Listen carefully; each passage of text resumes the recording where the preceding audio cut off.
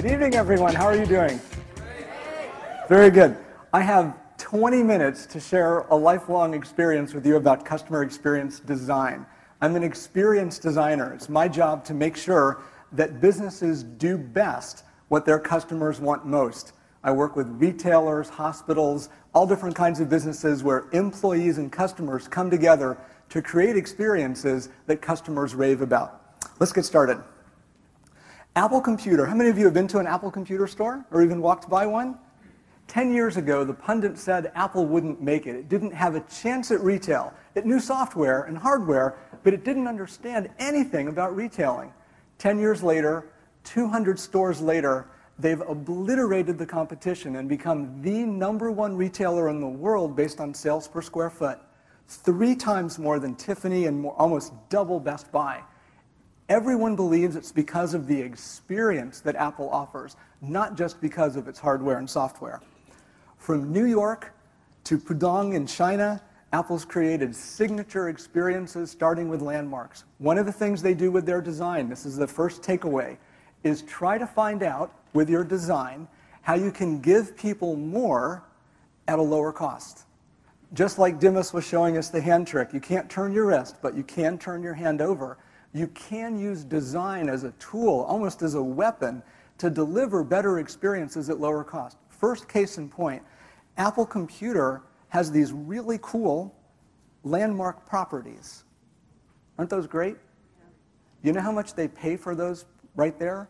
They pay for the air rights. Those of you that are in real estate, they're not paying by the square foot for the signs. They're paying for air rights, which are much less expensive. That's one of the ways they keep their costs down and keep the experience up.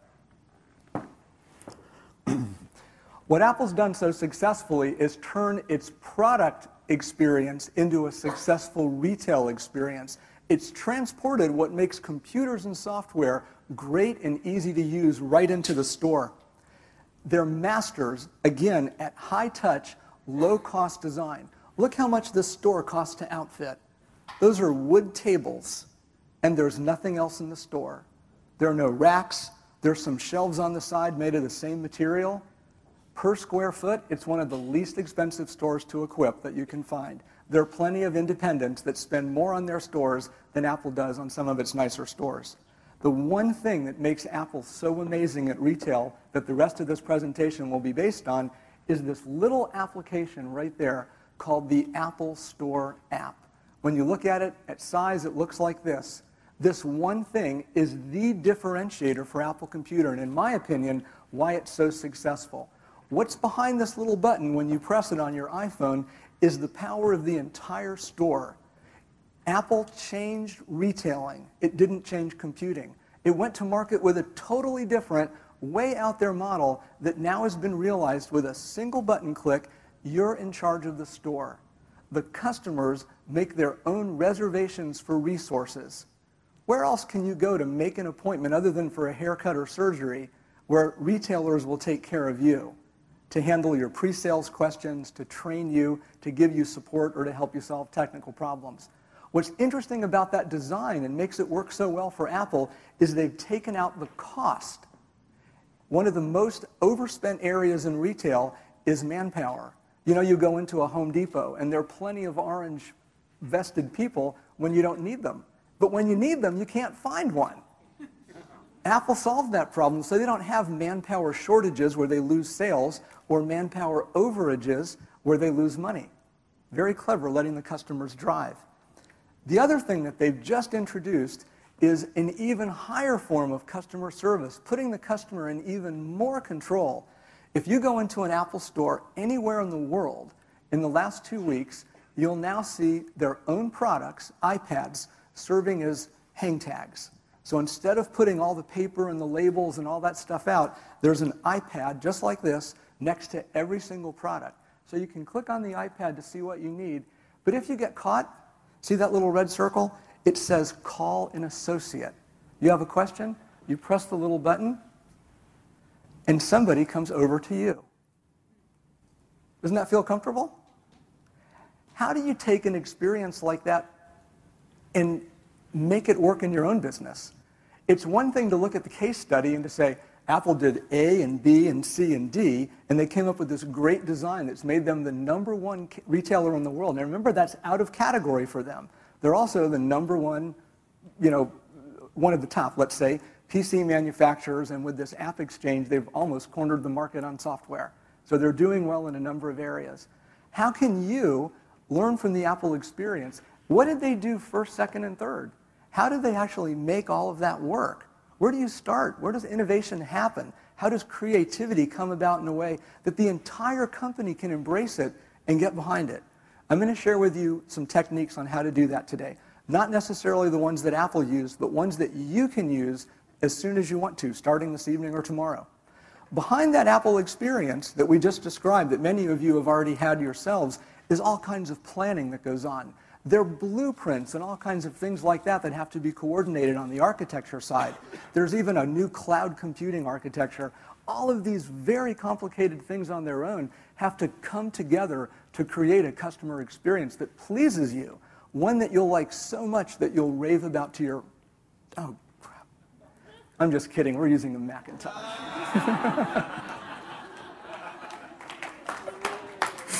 There we go.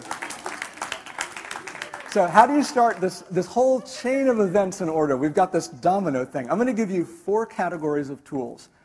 Creative problem-solving tools can be used to establish a frame. Let's reframe the question.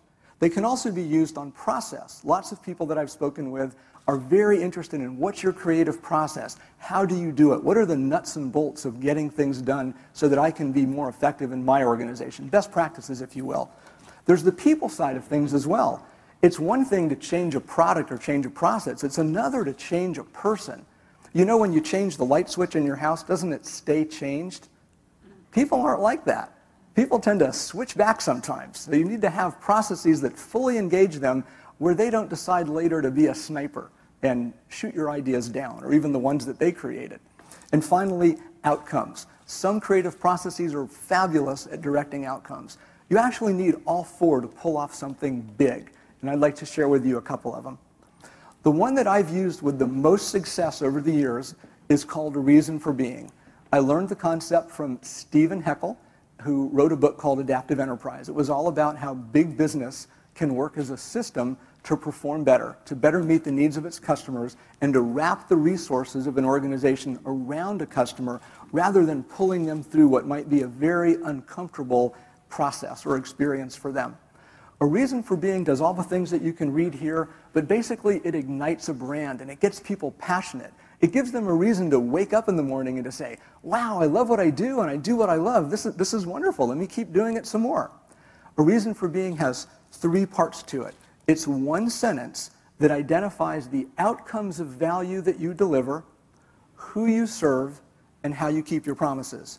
If you can put those 3 things, and for those of you writing, I will make these slides available on my website this afternoon or tomorrow morning. You can pick them all up, but keep writing if you like. The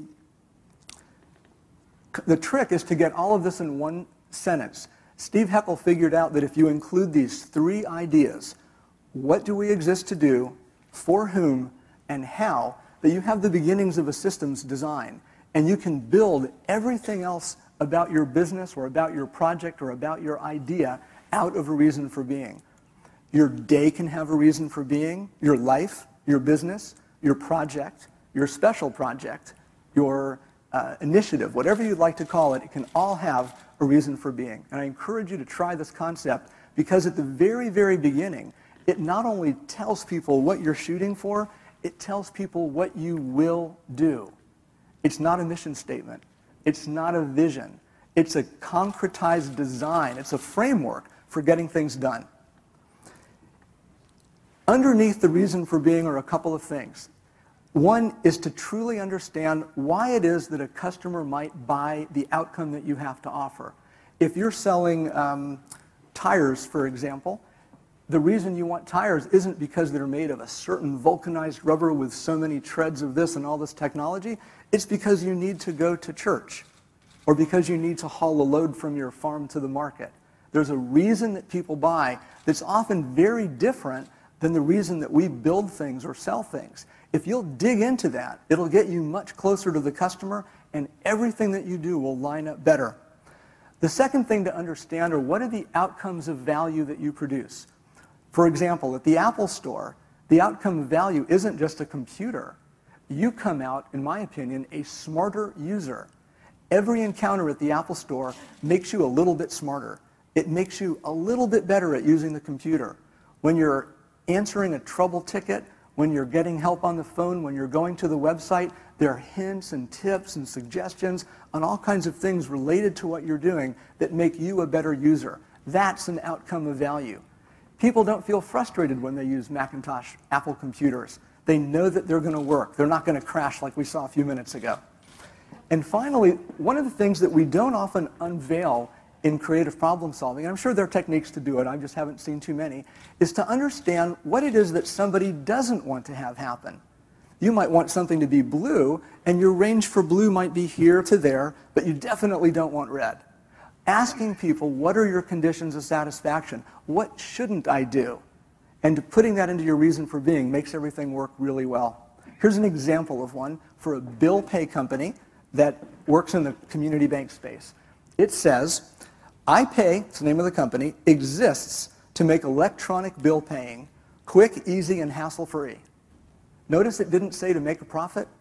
It didn't say to become the #1 banking software company in the world. It didn't say anything else vacuous. It made a bold promise. Reasons for being make bold promises. Ideas that succeed are bold promises. The rest of the reason for being explains how you keep it. We do that by consistently delivering the experience everyone raves about. The little text doesn't really matter, but it further defines each of the words so that there is no opportunity for misunderstanding. A reason for being must be, above all else, unambiguous. Okay, think about this. What's Apple's reason for being? I went to look on their website, and all I found after my Google searches was a whole bunch of blogs and questions about why Apple doesn't have a mission statement. I found that pretty interesting. Okay, let's look at the next one. Process. Process is an interesting way to imprint the outcome of an initiative or to create an organization or any kind of a project that will really knock the socks off of your customers. I like to storyboard the future. Does it make sense to you? What might the future be? Draw a picture of it. Get it to start to be concrete. A lot of people like to work from the bottoms up. My wife does. She sees the details, she asks lots of questions, and she gets up to the next level. Then she further synthesizes the information, she asks more questions, details more study, and finally comes to a picture of the way things might be. That works. But it doesn't work for people like me. And it doesn't work for most customers, including your clients and the people that you work with, who may be clients of your idea, because it requires an inordinate, superhuman amount of effort to even understand what somebody's talking about. Why not just show them a picture of what you're looking for? And why not describe that picture with activities and outcomes? List the promises of how people will engage to deliver that so people understand what the trade-offs are and how to actually go about building that experience. Here's an example of a storyboard. This is one I did when working for IBM as their e-visionary back in 2000. 2000, that's like 11 years ago. That's before the really smart smartphones. IBM knew they were coming, but nobody knew what the impact would be. So McDonald's wanted to get a leg up, and we designed the drive-through experience of the future. And we used storyboards to do it. Lots of conversations about what could technology do, what would customers want, how would restaurant operations be impacted. But the storyboard of the future is what tied everything together, and it made the management presentation sing so sweetly. They loved it because they could understand it at first blush. Here's a detail. This is when the two girls in the car on the left-hand side are placing their order via their smartphone with an operator on the right-hand side in the McDonald's call center taking their order. By the way, this one idea actually did make it to market, and a small group of McDonald's, whatever you call people who work at McDonald's, decided to form their own company, and they did a multilingual call center. So when you drive up and you speak Tagalog or Urdu or Chinese, they have somebody there that can take your order in the language and punch it into the register at whatever store you happen to be, which is pretty cool. Notice the little red screen on the cell phone right over there and on the top. The magic that made this whole thing work was to use a graphic image all the way through the order process. So as you are ordering your sandwich, special sauce, lettuce, cheese, pickles, and onions, whatever it is that you like, the person doing the cooking is seeing those ingredients, not words for the ingredients, but the ingredients. And then on the receipt, you see exactly the same thing. You see a picture makeup in layers of what's on your sandwich. And this was designed to make it so that the drive-through line would run faster, because most people were riffling through their bags waiting for those bad orders, like we all do. All right, so these pictures are extremely capable of delivering a full story to your audience, much like I'm delivering one to you right now. Here's another storyboard. This one is much, much simpler to produce, lower production values. A monkey could do this, with good hand skills.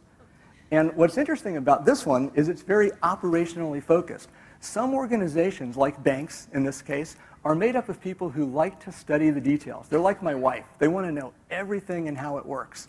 So what we did is we put little numbers by each of the objects that were going to be created by this experience. So if you'll notice, this new employee is walking in. He's got the star on his chest for his first day at work. And on the table in front of the receptionist is something labeled, I think it's 20 or 21. Those are a stack of resumes of the people that person's going to be working with. How cool is that? You go to a job, and all of a sudden, the people that you're going to be working with, you get to kind of evaluate them and know their background. How does that make you feel? Well, that was one of the emotional outcomes that we designed into that presentation. So this idea of experience of the future done by rapid prototyping of storyboards is something that you can use to encapsulate your ideas as you go along. Play voicemail. Message 1. Hey, this is Dave. Stop. Delete. Message 2. Hello, Mr. Carlson. Your reservation request for February. Stop. Delete. Message 3. Yeah, Terry, that meeting at 4 has been moved up to noon. Call me as soon as you can. Warning. Breakdown imminent. CarTrack recommends immediate service. Oh no, my meeting.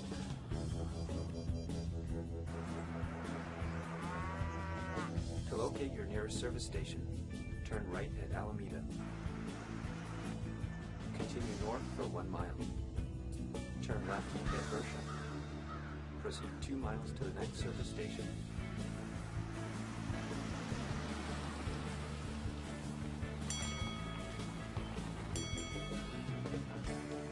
Hi. Hi, Terry Carlson? Yes?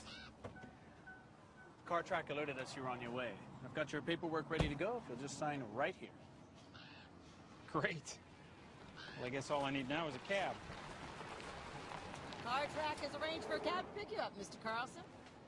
I guess all I need now is $1 million. Can't blame a guy for trying, right? So that's an example of how powerful the video can be, and I encourage you to grab a video camera when you're having your ideation sessions, act things out, look at the video, fix them as quickly as you can. Let's take a look at people. People are such an important part of the creative process. One of the things I've learned over the years is that this one rule should never be broken. At some point, people need to make their own discoveries. They need to discover for themselves what's important, because that's what binds them to the project, to the idea, to the outcome, to you. So always leave room in your innovation process for people to make their own discoveries, even if it's not the most efficient thing to do.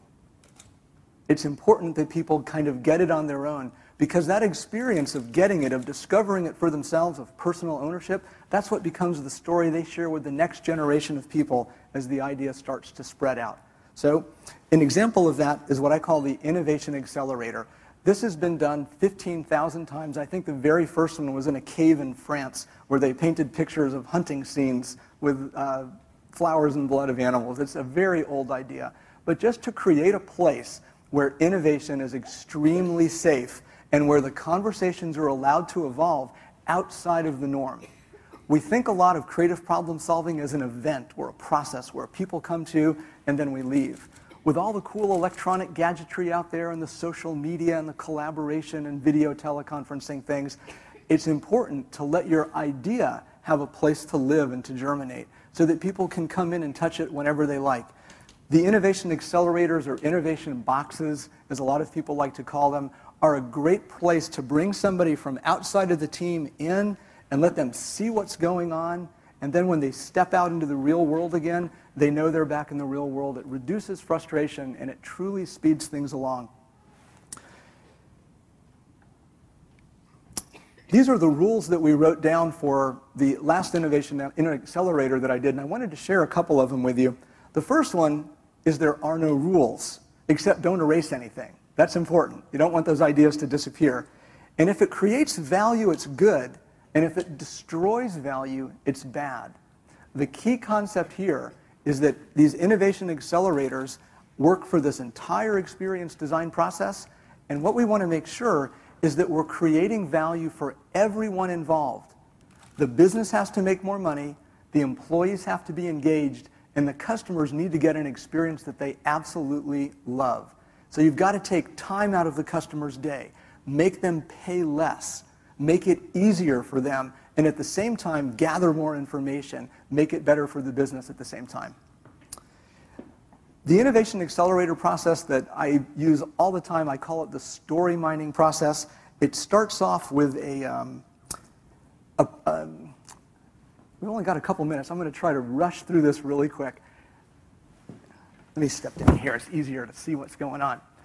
On either side, you'll see in the background two people on a video teleconference screen working an idea. So first you give a trial of the idea. Before you sell the idea that you're going to do this fantastic demonstration, sketch what they say type of experience, you give people a little taste. Maybe it's just organizing the process. Then as everybody comes into the room, you work with them to help them understand the roles, explain what's happening with the camera, show them what all the tools are, and give them a picture of what you're going to do. We let people have some early success doing that. We get over the fear of drawing very quickly. We make sure that conversations can happen authentically and very openly. The next step that we do is we work them through the process using the reason for being and a number of other tools in the story mining process. We capture all of that stuff, and then I grab a couple of the clients and a couple of my team, and we do a video report out. So we put the camera up here, and we go down this whole long sheet of paper, recapping the entire conversation. These things take from 5 minutes to 25 or 30 minutes. Once we've got that, we edit it into a nice tight video, and we also do a transcription. So now there's the first picture of the entire idea with all of its ramifications nicely laid out. There's enough detail to work for operations, for technology, for HR, for process, for software. All those different things are described because we've captured everyone's add-on ideas as we go along. And finally, we take those ideas and we share them back out. So this is the report out session to management, who's often located at a remote location. So again, using those technologies helps tremendously. And then they can share these ideas because they've been properly encapsulated all over the world to get the ball rolling in the right direction. My personal opinion is that it shouldn't be your team's or your company's responsibility to just take an idea and make it happen. Your leadership should sanction you to design how it can happen. So I'm a big advocate of doing design twice. Once to figure out what the cool idea is, and once to figure out how to get that cool idea to take in the reality of your business or your organization. And I just said that. And I think we have 35 seconds left. There you go.